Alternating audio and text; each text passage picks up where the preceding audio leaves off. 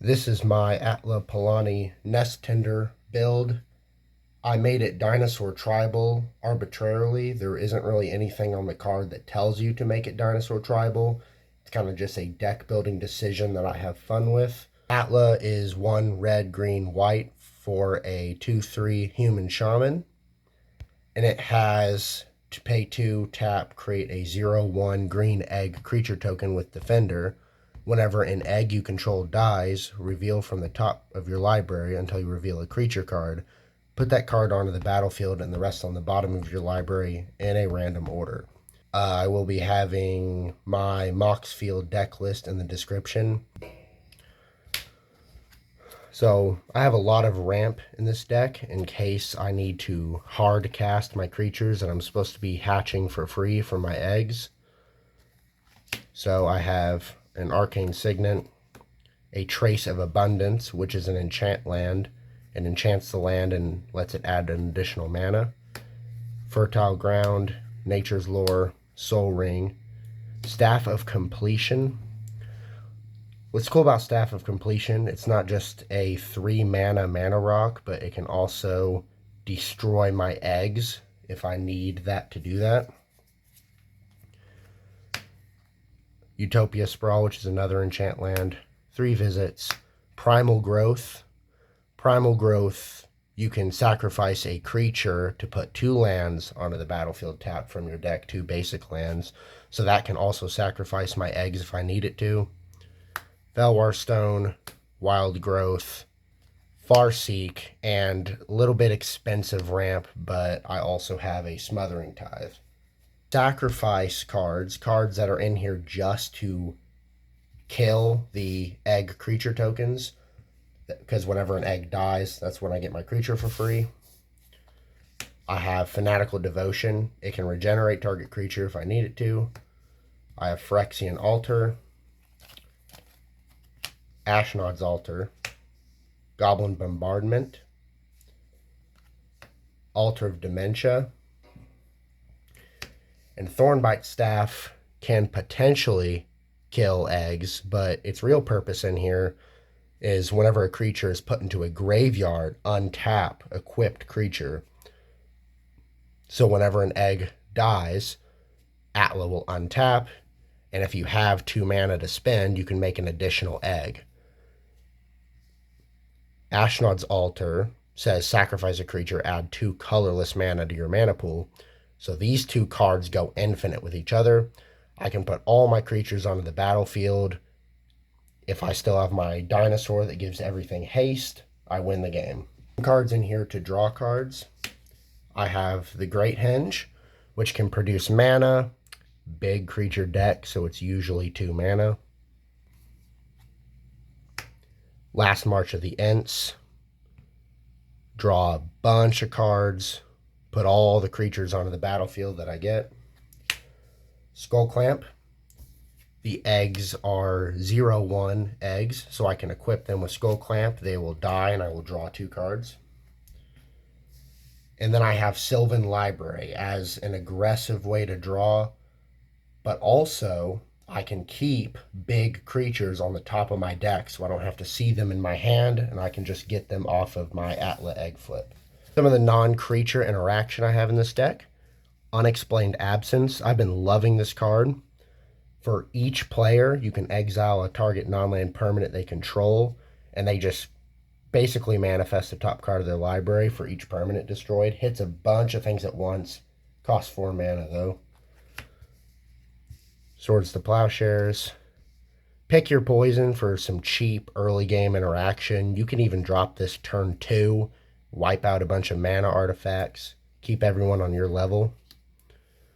Generous Gift hits any permanent. And Tibalt's Trickery. I don't see this nearly enough.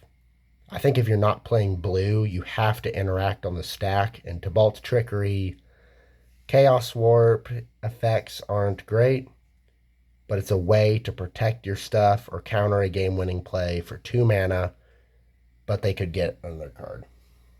Board wipes. 2, Tragic Arrogance, Farewell, hits nearly all permanents. Farewell exiles everything. Tragic Arrogance, you get to choose what they keep and they sacrifice the rest. Some protection pieces I have. Various protections, super flexible, save your board or protect yourself from dying, really versatile. Deflecting SWAT, basically swat a Swords to Plowshares away from your commander. Lightning Greaves, Swiftfoot Boots. Lightning Greaves and Swiftfoot Boots to give Atla Hexproof or Shroud. But also late game lets Atla tap for an egg right away when you really need it. Also, you can use Greaves and Boots to give a Dinosaur you got haste, which is nice. So I have tutors. Worldly Tutor, 1 green, search for a creature card, put it on top of your library, then shuffle. What's great about this is you can put anything on top right before an egg dies, and then you can sacrifice an egg and get the creature you just searched for. Same with Congregation at Dawn. With Congregation at Dawn, you can find Mirror Entity, Marauding Raptor, Polyraptor, just as an example of something you can do. That way, search for 3 creature cards, reveal them, put them on top. You can find 3 of these. You flip Mirror Entity. You name 0 with Mirror Entity. All your creatures are eggs, and they have 0 toughness. They all die. You get Marauding Raptor. You get Marauding Raptor. You get Polyraptor. Marauding Raptor deals 2 damage to Poly. You create a copy. 2 damage to that Poly. Create a copy. Infinite Polyraptors. If you have a sack outlet, you can win the game. If you have haste, you can win the game. So the Congregation at Dawn potentially wins the game on the spot if you want it to. Some weird flex pieces I have in this deck are Sensei's Divining Top and Soul Guide Lantern. Sensei's Divining Top can, same thing like Sylvan Library, can stack the top of your deck, so keep the big dinosaurs out of your hand and draw what you need. And Soul Guide Lantern is some instant speed graveyard interaction to have on the battlefield. It is absolutely worth a deck slot to hit graveyards. And now for the theme of the deck, we have the dinosaurs, the creatures. So the 2 cheapest creatures that you aren't excited to flip from your first egg, but are necessary to have in the deck, are Marauding Raptor. This makes your creatures cost 1 less, and whenever an egg enters the battlefield under your control, it deals 2 damage to it, so it's a sacrifice outlet. It kills your eggs right away, and they hatch. This is necessary for an infinite combo with Polyraptor. And it's just, it's always made the cut. It's always made the final cut for this deck that I've been working on.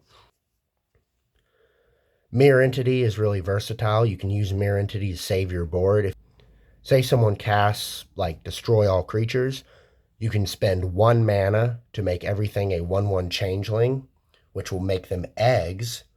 So whenever all your creatures get destroyed, they'll all flip with Atla's ability, and you can get a whole new set of creatures.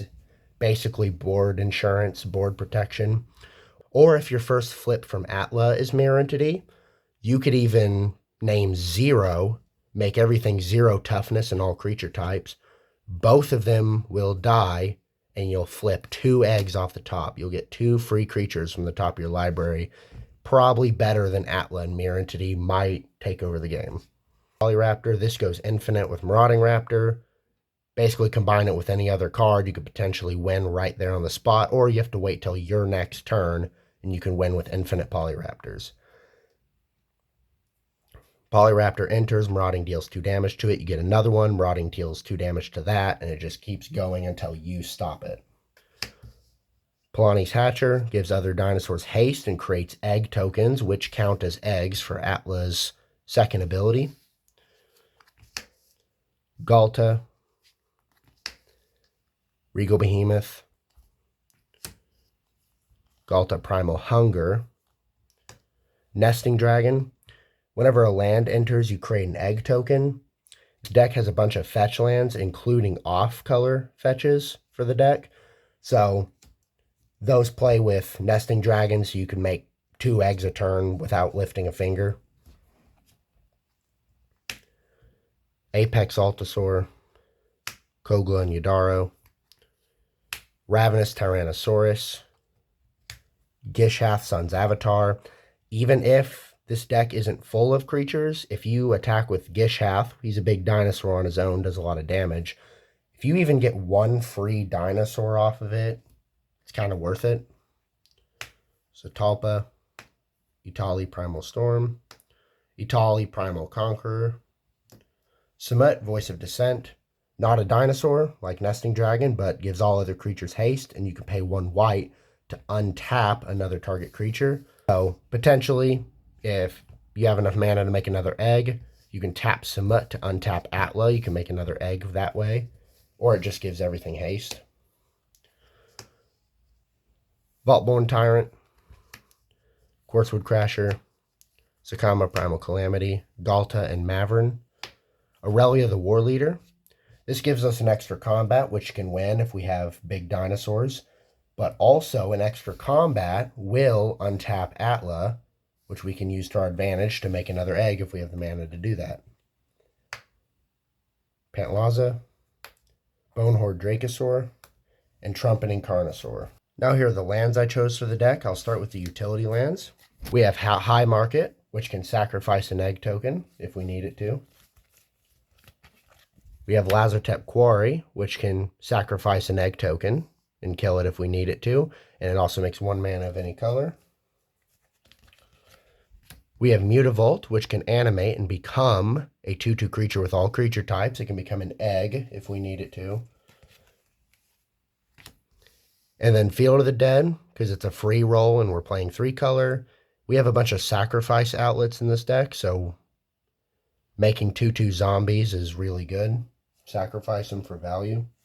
Now for spells that are also lands on the other side, I have Shadow Skull Smashing, Valakut Awakening, and Bala Ged Recovery.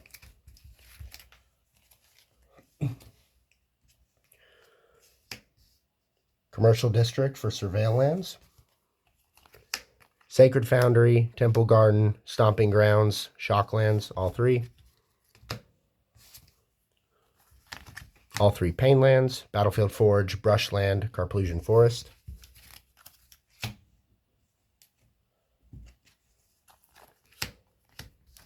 All 3 Bondlands, Spire Garden, Spectator Seating, Bountiful Promenade.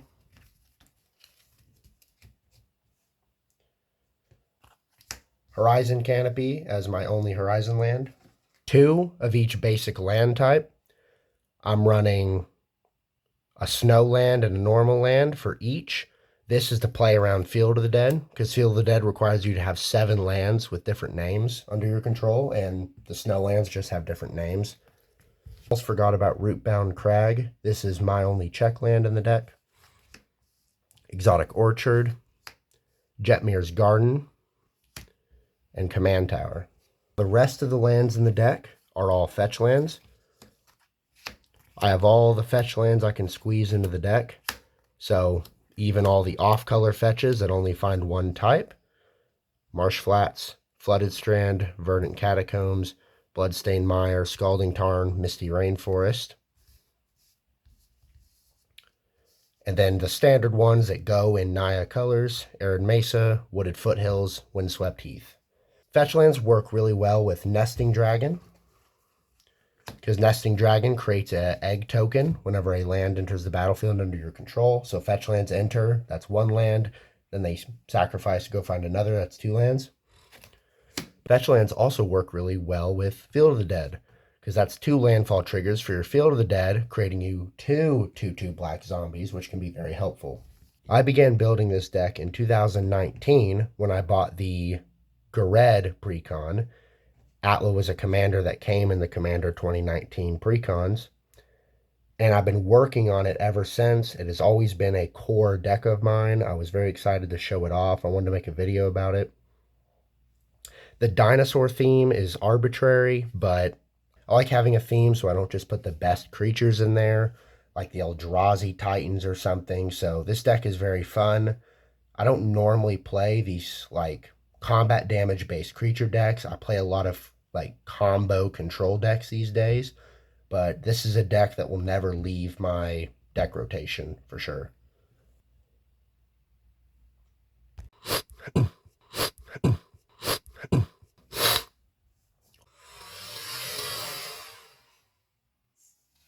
Field of the Dead.